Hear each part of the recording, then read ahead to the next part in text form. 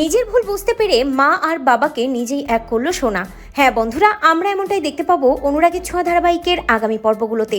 Luggage দেওয়ার জন্য চারুর সাথে রেস্টুরেন্টে এসে 5 বছর পর মায়ের মুখোমুখি হয় সোনা। চারুর মেয়েকে দেখার জন্য যখন দীপা বাইরে বেরিয়ে আসে, তখন সোনা ও বন্ধুদের সাথে কথা বলতে বলতে একসময় মায়ের দিকে তাকায়। মা আর মেয়ের 5 বছর পর দেখা হয়, দুজনে দুজনের মুখোমুখি হয়। দীপা চিনতে না পারলেও দীপা অবাক হয়ে সোনাকে দেখতে থাকে এবং সোনাকে দেখে তার নিজের মেয়ে সোনার কথা মনে করতে থাকে। তবে চারু দীপাকে দেখে লক্ষ্য করে যে দীপা সোনাকে অবাক ভাবে দেখছে, অন্যদিকে সোনাও দীপাকে দেখছে।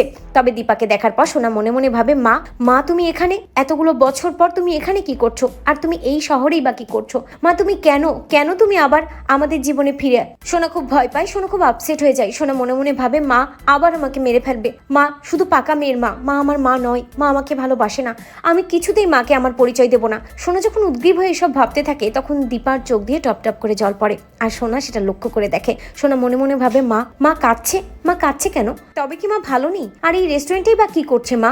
এরপরে দেখা যায় চারু দীপাকে বলে, আপনার হাতে রান্না করা খাবার আমার সত্যি খুব ভালো লেগেছে, এরপর আবার আসবো আপনার হাতের খাবার খাওয়ার জন্য। একথা শুনেই সোনা বুঝতে পারে যে তার মা এই রেস্টুরেন্টে রান্নার কাজ করছে। ভেবেই কষ্ট পায় সোনা। মনে মনে ভাবে সোনা, মা আমি তোমাকে এত কষ্ট পেতে দেবো না। আমি জানি তুমি আমার আর বাবার খোঁজ পাওনি, তুমি নিশ্চয়ই আমাদেরকে খুঁজেছো, তুমিও কষ্ট পাচ্ছ। তাই আমি এবার তোমাকে আর বাবাকে এক করে দেব। তোমার মতো আমার বাবাও কষ্ট পাচ্ছে তোমার জন্য, তাই আমি এবার তোমাদের দুজনকে এক করব।